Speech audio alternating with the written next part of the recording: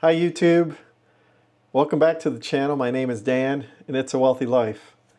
So today I was thinking about some things with this channel. I've been doing a lot of self-reflection on how I got here, living a wealthy life. I'm very happy with my life. And I got to thinking how my parents set me up for success. They really did. And I kind of just realized this in my 40s. And I did have to tell my parents. I told them the other day, I called my mom and I said, Mom, do you realize that you've created generational wealth? And I don't even think she realized it, to be honest. She had a goal to pay for my college. That was her goal. It was a big goal of hers and she did it, right? But I don't think she was thinking of it from a generational wealth perspective. And the reason I say that is I've been hearing people on YouTube channels talk about generational wealth and what that means. And they want to be able to give generational wealth to their kids, right? And it got me thinking about things. I've heard about it. And I actually heard it this morning. I heard Dave Ramsey's show talk about a guy called in. He was making like $400,000 a year on a couple small businesses. And he was worried about growing more and making more money so that he could pass down generational wealth. And I got to thinking, really? Like, I feel wealthy and my parents, their goal was just to pay for college. So it got me thinking, I mean, this was last week, that generational wealth is not about the amount of money that you save up and you give to your heirs when you pass. It's not at all. It's about how you raise your kids and how you help them in their 20s. It really is. I think that there's a lot of misconception about that. Not enough people talk about that. And one thing that you can kind of think about when you reflect on generational wealth is you should think about how your parents were set up, how they were raised, and how they were set up in their 20s to be successful.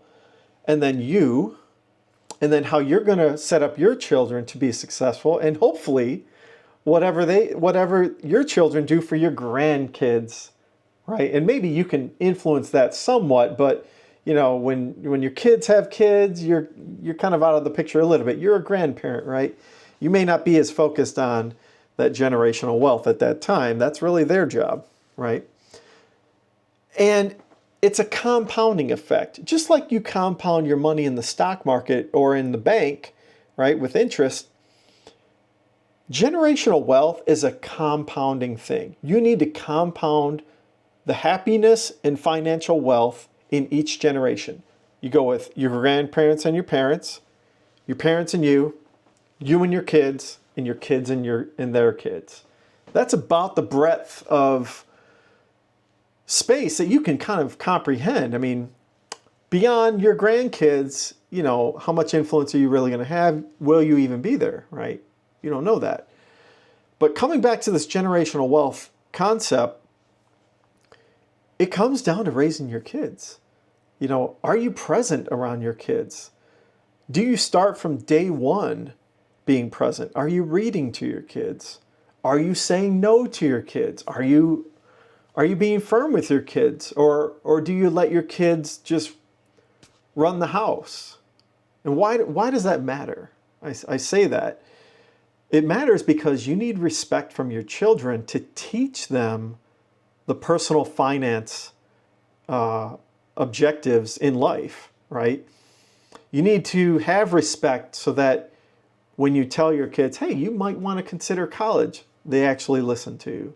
Or when you tell your kids, hey, you're good in this business area, you should start a business here, and here's how you do it, right? And you know, you want your kids to do well in school as well. School's a part of it. It's a tool, right? And if they don't listen to you, they're not going to trust you, right? If you don't have their respect by not being present and by not being firm, You know, what's the point in generational wealth if your children can't manage money, right? You could pass tomorrow. Let's say your kids are in their 20s and you pass away with, you know, a couple $100,000 or even $100,000. You give your kids that money by passing it on, and they don't know what they're doing with money or personal finance. They could blow that money in 1 year. One car, right? $100,000 is gone, right? There goes that generational wealth. So raising your kids is the most important, and it's the most challenging part to this, because it's an everyday thing that every day you need to think, how do I raise my kids right today, right? What are the challenges of today? Every day is different. Every day is going to have its challenges. You know, they have social pressures at school. You know, it's difficult. It's not, there's no right or wrong answer to this. It's just my philosophy that if you work at it every day, if you're firm with your kids, if you're present with your kids, you're not scrolling on your phone all day, right? They'll respect you and they'll listen to you, right? That's all you can hope for. If they listen enough, maybe they'll make good decisions, right? In their late teens, early 20s, right? If they are making good decisions in their late teens and 20s, you have an option. You now have an option to do what I call bootstrapping your children. All right, bootstrapping is a computer science term. You bootstrap data in a database, but I'm not going to get into that. But when you bootstrap your kids in your 20s, meaning maybe you pay for college, maybe you give them money to start a small business, right? Maybe you pay for a down payment. You help them with a down payment on their house. Maybe you pay for a portion of their wedding or all of their wedding. I don't know. You know, everyone's got different kind of ways of helping their children out. And why is that important? If they're able to manage their money in their 20s because you've taught them well and you bootstrap them in their 20s, now they can save and compound their income through their retirement plans, right? Or even in a savings account, right? Time is the most precious asset to compounding wealth from a monetary perspective. And if you bootstrap them in their 20s, they'll be happy. They'll be able to save their money and compound their wealth. And then throughout their next 30 to 40 years, they'll be able to focus on their children, your grandchildren, to do the same thing you did, right? My parents did that. They were firm with me.